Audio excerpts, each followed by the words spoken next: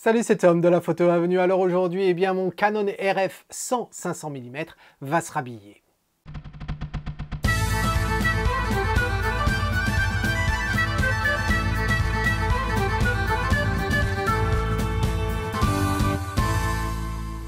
Alors comme tu le sais, la majorité des objectifs sur le marché sont noirs. Il y a des exceptions néanmoins. Effectivement, chez Sony et chez Canon, on trouve des objectifs de couleur blanche. Chez Sony, je ne connais pas toute la gamme, donc je ne vais pas essayer de comprendre une certaine logique, ou essayer de regrouper, mais si on regarde chez Canon, que je connais un petit peu mieux, eh bien, on retrouve les objectifs blancs quand c'est des objectifs dont la focale est assez importante. Par exemple, on a le 70-200. Et puis, tout ce qui va être au-dessus va avoir tendance à être blanc. Et je parle des objectifs de la série L. Donc, on a le 70-200, on l'avait à l'époque du EF, on l'a également au niveau du RF, on a le 100-400, en EF, on a quoi? On a le 100-300 également en EF, je crois. On a le 600 mm, on a peut-être aussi un 800 mm, on a un 500 mm. Donc à chaque fois, on se retrouve à avoir des objectifs blancs. Alors c'est assez intéressant parce que quand on se pose la question, mais pourquoi? Qui va utiliser ce genre d'objectif? Alors le 70-200, bon, tout le monde va utiliser, hein. Le portraitiste, le journaliste va l'utiliser, il n'y a pas de souci. 100-400 et au-dessus, là on commence à rentrer dans la photographie de sport et puis la photographie animalière. Alors certes, dans la photographie animalière, on pourrait y mettre certains paparazzi, mais en gros ça va être pour le sport. Le fait que l'objectif soit blanc ou noir, je pense qu'il n'y a absolument aucune différence, ça pose aucun souci l'un ou l'autre.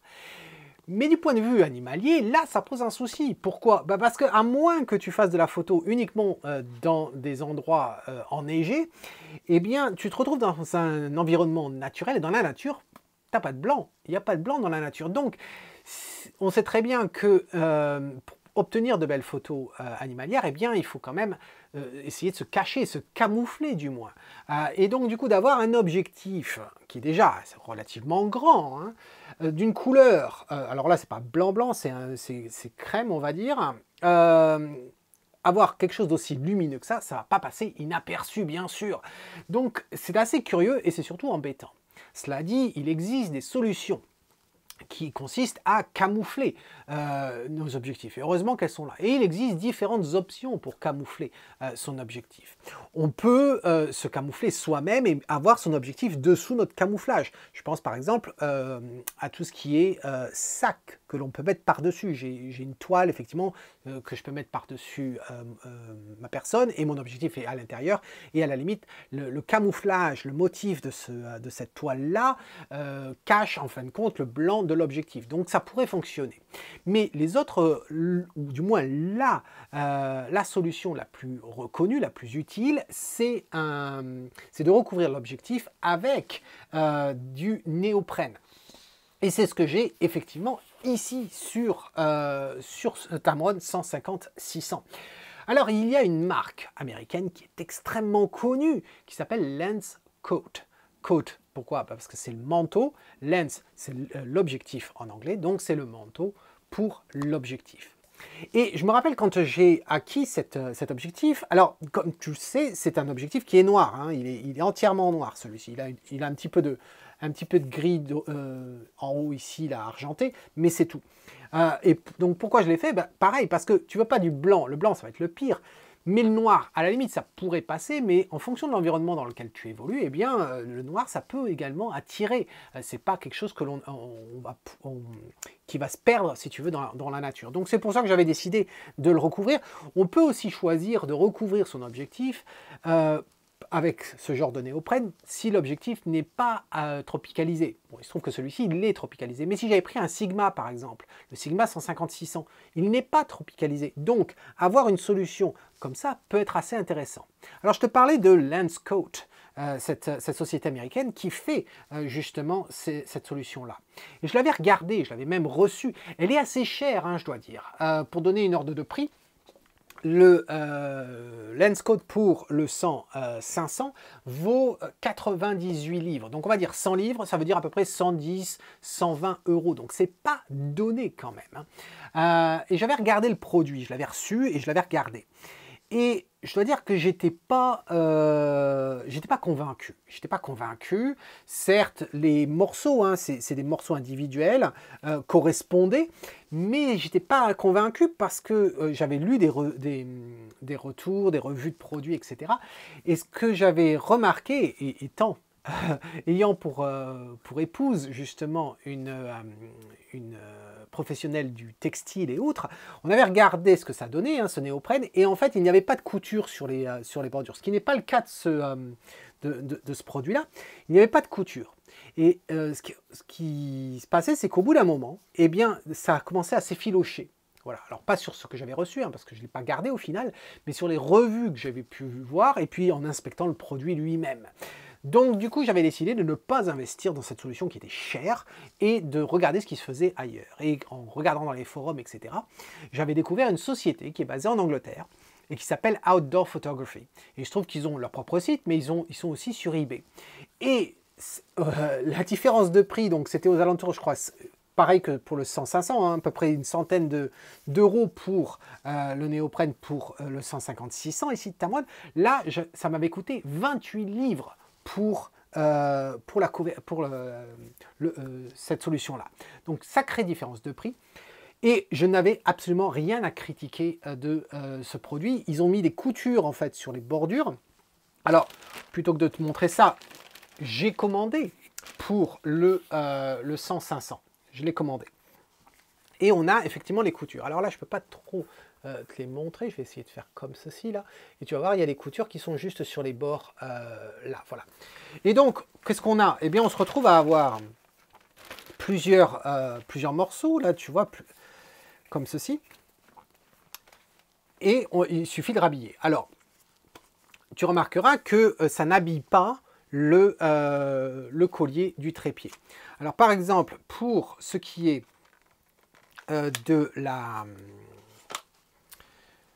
du pare-soleil, et bien là, alors je regarde ce qu'il y a, je m'aperçois que il n'y a rien de particulier. Alors, je ne t'ai pas dit, mais à l'intérieur, parce que certains produits que tu peux trouver qui sont pas chers, c'est simplement du néoprène. Le problème du néoprène, quand il est en contact avec ton objectif, eh bien, il glisse.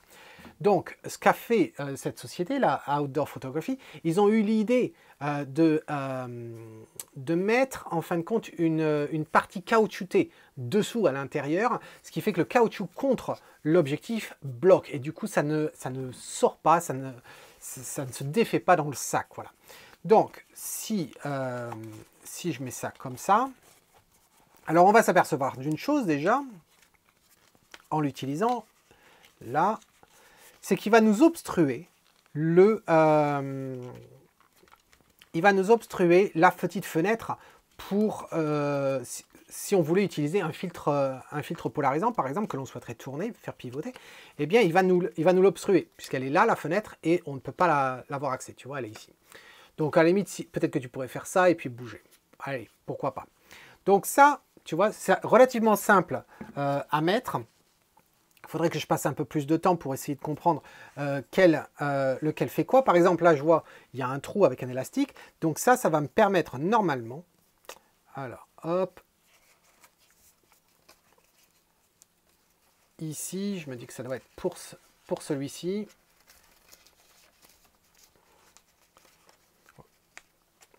Et non, ça ne va pas être pour... Si, ça va être pour ça. Voilà. Ça va permettre de recouvrir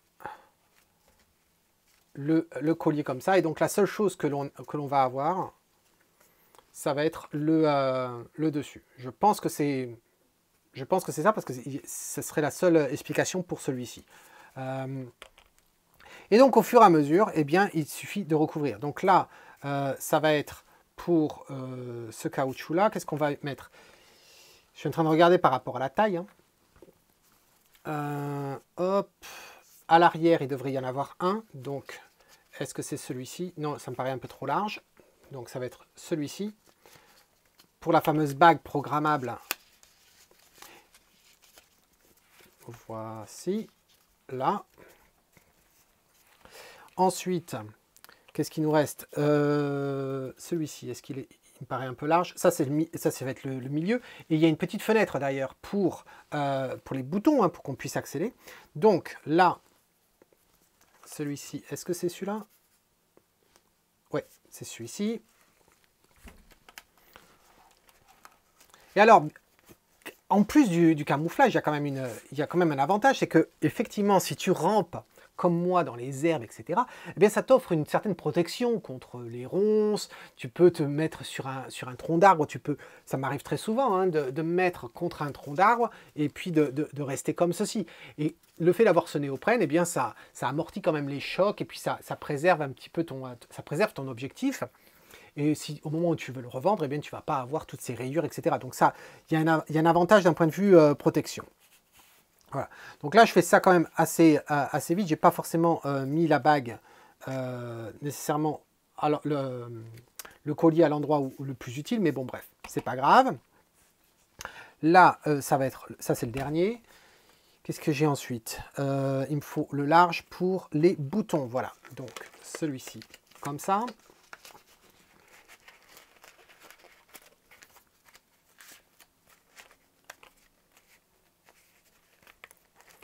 Il me suffit de le tourner. Hop. Ensuite, on a... Alors, ça paraît pas si mal que ça. Hein. Hop. Ici. Ensuite, on a un autre. Alors, celui-là, on en a un fin. Ça va être pour la fameuse bague qui nous permet de serrer... la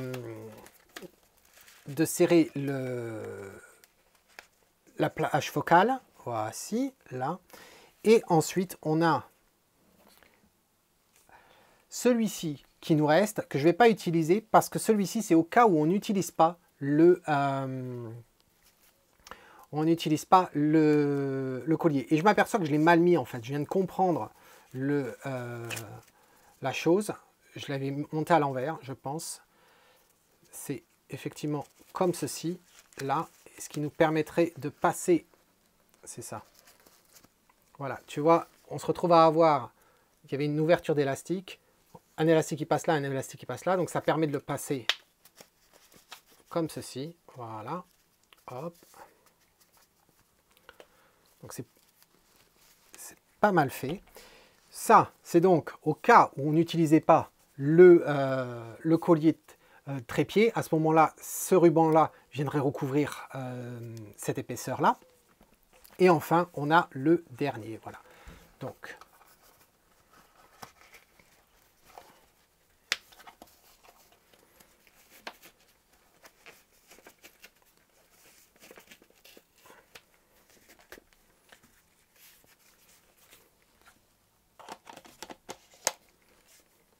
voilà, donc on se retrouve à avoir cette solution-là, et tu vois quand même, c'est quand même pas mal. C'est exactement le même hein, que j'avais, c'est la même définition, la même couleur.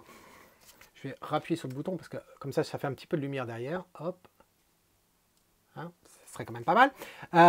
Voilà, donc jusque-là, pas de problème. Les boutons ici, c'est vrai que c'est pas forcément des plus pratiques à appuyer. Tu y as accès, mais il y a une fenêtre. Ils ont fait une découpe, mais ils ont mis un film plastique par-dessus pour protéger. Je t'avouerai que si tu sais que ton objectif il est tropicalisé, peut-être que tu peux simplement couper cette partie transparente et avoir accès directement au bouton.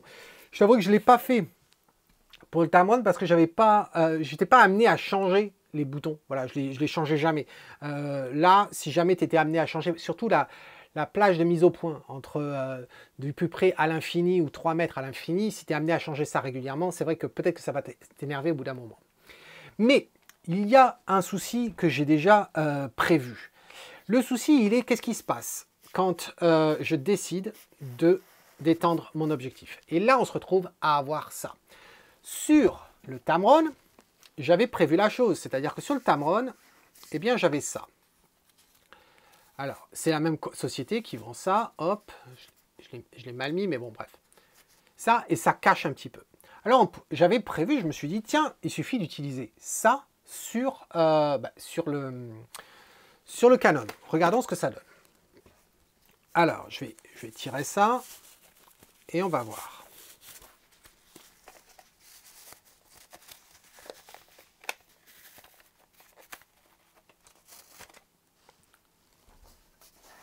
Voilà, hop. Et on va maintenant l'appliquer ici. Alors, il faut que je retire. Si je retrouve où se trouve le... Voilà. Et je vais utiliser ça. C'est simplement hein, une mèche, hein, c'est rien de particulier. Hop, on peut mettre ça comme ceci, voilà. Et on remet ça. Alors il existe une autre solution qui consisterait à avoir carrément un tube comme ça de néoprène qui vient ici. Mais à ce moment-là, ça veut dire que tu ne peux pas changer ta focale. Donc si tu fais que des photos en focale fixe, c'est-à-dire à 500 mm, à ce moment-là, te poser la question pourquoi ne pas acheter un 500 mm directement, si ce n'est le prix, hein, qui va être plus cher que cet objectif-là quand même. Mais bref, donc on a ça. Effectivement, ça cache quand même un petit peu, mais je me dis que le blanc, on le voit quand même. Donc c'est un petit peu embêtant. Donc ça, c'est la solution la plus classique. Et certains y voient un désavantage. C'est vrai que on peut avoir tendance à trouver que ça rend l'objectif quand même un peu plus large quand même. Donc, quelqu'un qui a une petite main, par exemple, je pense aux femmes, peut-être qu'elles peuvent trouver que effectivement ça élargit la circonférence de l'objectif et donc c'est pas forcément facile à manœuvrer. Voilà, ça peut être effectivement une critique. Et en fonction de la qualité des produits, celui-là est très bien, il ne bouge pas, eh bien c'est vrai que tu peux être ramené à trouver que ça ne tient pas, parce que surtout s'ils n'ont pas à l'intérieur cette partie en caoutchouc dont je te parlais. Alors je t'avouerai que j'ai réfléchi, je me suis dit est-ce que je vais partir pour cette solution? Et puis je me suis dit est-ce qu'il n'y a pas une autre solution? Parce que principalement c'est cette partie-là qui m'embêtait. Voilà. Et j'ai regardé sur les forums ce qui se faisait et je suis tombé sur une solution qui est américaine et qui est utilisée parce qu'aux États-Unis, tout ce qui est chasse, pêche, c'est vraiment énorme. On sait très bien les États-Unis avec tous les armes à feu, etc. Et il y a une solution qui a été inventée, mais elle n'a pas été inventée pour la chasse au départ, elle a été inventée pour l'armée américaine, pour pouvoir camoufler leurs armes, camoufler leurs camions, leurs 4x4, etc., leurs véhicules. Et cette solution consiste à mettre du matériel vinyle, donc une sorte d'autocollant si tu veux, sur les différents équipements que l'on souhaite recouvrir. Et cette société eh bien, a créé un produit avec 3M qui est assez extraordinaire parce que contrairement aux autres autocollants que l'on pourrait trouver, eh bien, ce système d'autocollant peut être retiré à n'importe quel moment et ne laisse pas de résidus. Et quand on va positionner ce vinyle sur l'équipement, eh bien on peut le repositionner, ce qui n'est pas possible avec les autres matériaux. Donc apparemment, ils seraient les seuls à faire ce produit-là. Alors j'étais assez intéressé et j'ai retrouvé, une fois que j'ai découvert ce produit, j'ai fait davantage de recherches et je me suis aperçu effectivement que tous ceux qui ont des armes à feu aux États-Unis, qui aiment la chasse, etc., recouvrent leurs fusils et autres avec ce genre de matériaux et en sont absolument ravis et ça reste pendant 10 ans sans souci et si jamais ils ont envie de changer après ils retirent et ça laisse aucune trace. Donc j'étais assez émerveillé par ça et beaucoup de photographes animaliers américains utilisent cette solution là parce qu'ils en ont marre du néoprène pour cet aspect de circonférence, le fait que ça ne tient pas forcément, on n'a pas forcément un gros accès, ça reste pas en place, c'est ça que je veux dire, pour certaines marques. Et on n'a pas forcément un accès facile aux boutons et autres. Et puis il y a un autre problème qui peut se poser aussi, c'est qu'en fonction de la qualité du produit, tu pourrais avoir de l'humidité qui vient se mettre dessous, humidité, poussière et autres, et qui reste là pendant des années, et à ce moment-là, tu vas endommager effectivement ton objectif, parce que si ça bouge un petit peu, ça mène à rayer l'objectif. Donc il y a là, beaucoup de photographes américains ont décidé de ne plus utiliser cette solution-là, et donc je me suis dit, tiens, ça m'intéresse grandement, et j'ai commandé. Mais la problématique, c'était que d'aller sur le site, alors la société s'appelle Mossy Oak Graphics. Mossy, ça veut dire c'est la mousse, donc Oak, c'est le chêne plein de mousse, voilà. Et sur leur site, tu pouvais commander et ils te livraient en Angleterre. Le problème, enfin au Royaume-Uni, mais le problème c'était qu'ils te faisaient payer le frais de port extrêmement élevé, puis avec le Brexit et autres, enfin bref, c'est assez galère. Et en fait, beaucoup de gens au Royaume-Uni ont décidé d'utiliser ce produit-là et ça les a forcés à se mettre sur Amazon. Donc ils vendent leurs produits sur Amazon. Et j'ai pu le trouver. Je mets le lien, bien sûr, dans l'article blog qui accompagne cette vidéo. Et je l'ai commandé. Et j'ai voulu le commander assez rapide, donc j'ai payé davantage pour les frais de port, donc j'ai rajouté 10 livres, sinon il fallait que j'attende à peu près 15 jours pour pouvoir le recevoir. Et je l'ai reçu hier. Et voici un rouleau comme ceci. Et donc je vais pouvoir appliquer recouvrir petit à petit l'objectif. Et alors l'avantage, c'est qu'effectivement, tous les boutons, je vais les avoir accessibles. Donc je ne vais pas utiliser ce néoprène, ça je vais le renvoyer au fabricant.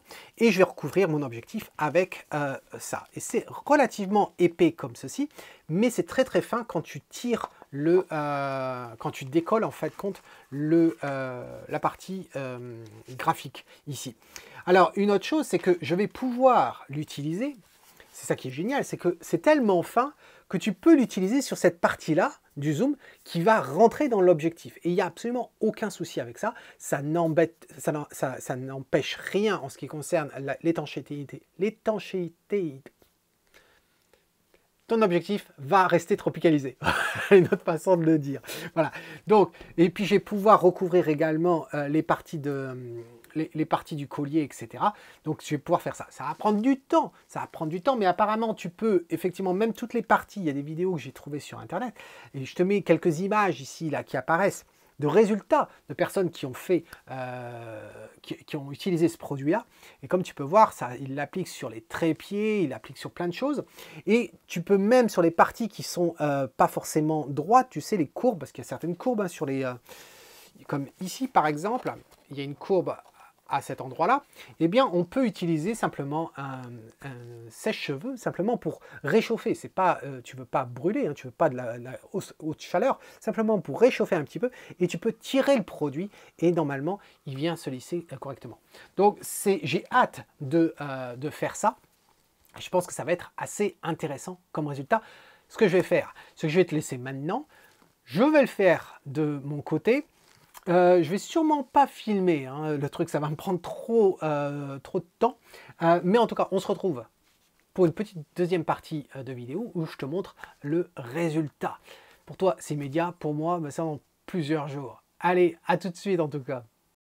Alors grâce à la magie de mon emploi du temps, eh bien on vient de faire un bond de 6 mois dans le futur. Et oui, ne me remercie pas. En effet, il y a à peine quelques secondes de ça, on était dans la première partie de cette vidéo que j'ai enregistrée il y a plus de 6 mois de ça. Alors pourquoi il s'est passé 6 mois? Tout simplement parce que j'étais très occupé. Il ne m'a pas fallu 6 mois pour mettre ce type de camouflage sur le 100-500. Non, je dois dire que ça a été quand même relativement facile, même plus rapide que ce que je pensais. Alors, je l'ai fait sur une période de 24 heures, mais si je devais faire bout à bout, en gros, en 1 heure, c'était fini. Tout dépend aussi à quel point tu veux être précis dans ta démarche de découpe, etc. En parlant de découpe, pour tout ce qui est bouton sur le 100-500, tu vois, j'ai mesuré, j'ai découpé proprement, etc. Et je dois dire que le résultat, eh bien, me plaît énormément. C'est vraiment super. J'ai pu aller dans tous les rebords. J'ai même la petite fenêtre en question. Tu vois qu'on en avait parlé dans la première partie. Eh bien, ça fonctionne tout à fait. Aucun problème à ce niveau-là. Là, on peut retirer. Tu vois que j'ai pu facilement. Alors, attends, j'essaie de rester sous la lumière. Facilement sur les rebords ici, voilà. Donc ça, parfait. Et alors, tu te rappelles la fameuse section due au zoom, ça donne quoi? Eh bien, regarde. Et sans souci, hein, sans souci, ça rentre, ça n'a pas bougé du tout. Et je dois dire que je suis quand même sorti sous la pluie pendant plusieurs jours. Lors du Bram du Cerf au mois de septembre-octobre, je suis sorti pendant 4 jours sous la pluie dans les Highlands. J'avais cet objectif-là avec moi tout le temps. Il a traîné par terre, etc. Et ça n'a absolument pas bougé ce vinyle. J'adore ça.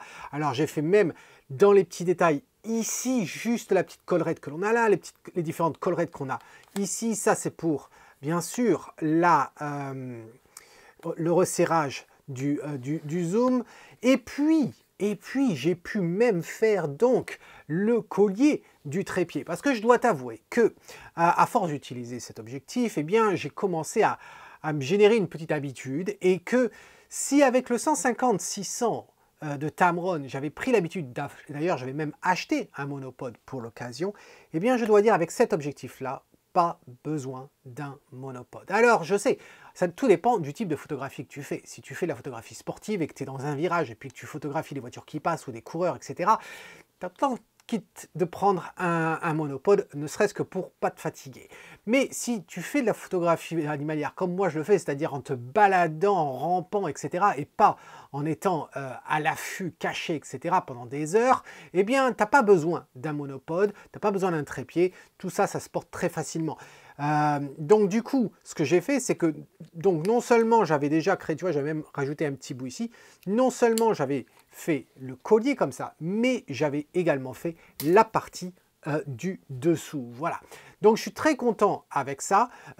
C'était très facile en fait à positionner. J'ai pas eu besoin d'utiliser le sèche-cheveux, tu vois, comme je te disais en première partie, peut-être pour étirer. Alors j'ai une petite chute là, pour te montrer en fin de compte à quel point c'est relativement souple. Voilà. Donc quand on tire, voilà ce qu'on a. Je dois dire que quand tu le tiens les deux, eh bien c'est vrai que ça paraît épais, comme je te disais en première partie, mais en fait c'est l'arrière qui est épais, hein, qu'on va jeter. Et voici donc le fameux film. Et tout au long, en fin de compte, de l'application de ce film-là, ce vinyle sur l'objectif, tu es amené à décoller, à recoller, etc. Et à chaque fois, aucun souci. Et alors, quand tu dois positionner sur des choses arrondies, eh bien, effectivement, tu peux tirer. Regarde à quel point ça se tire, aucun souci, tu vois, ça ne se déchire pas. Et donc, tu peux bien lui donner les positions que tu veux. Alors c'est sûr qu'une fois que tu as tiré, si tu as envie de le réduire, eh bien ça ne va pas se réduire, c'est évident. Mais au moins, ça permet d'aller dans les bouts arrondis, etc., dans les moindres recoins. Donc c'est quand même très pratique. Donc je suis vraiment satisfait de ça. Et je dois dire que je n'ai pas utilisé beaucoup, en fin de compte, de ce ruban-là. Tu vois, il me reste tout ça, il me reste encore tout celui-ci. Voilà tout ce qui me reste, tu vois. Donc c'est vraiment très satisfait de ce produit-là. Je te recommande tous les détails concernant à la fois le néoprène, si ça t'intéresse, et puis cette solution-là, sont dans l'article blog.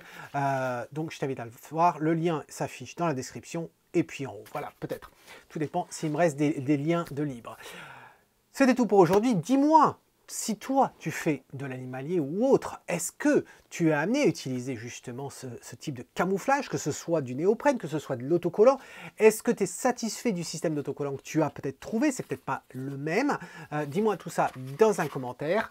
Et si tu n'as pas pour l'instant protégé ton objectif, et que tu fais de la photographie animalière, explique-moi pourquoi tu ne l'as pas encore fait, est-ce que tu as l'intention de le faire, dis-moi tout ça, et puis dis-moi ce que tu utilises comme type de camouflage, que ce soit pour l'objectif, que ce soit au niveau des vêtements par exemple, est-ce que tu as une tente particulière, une toite, un sac, des habits de sniper, dis-moi tout ça dans un commentaire, je veux savoir ce que tu utilises pour te cacher, te camoufler et photographier tes animaux. Voilà, dis-moi tout ça dans un commentaire et en attendant, eh bien c'est Tom qui te dit si tu aimes ce que tu vois, capture-le.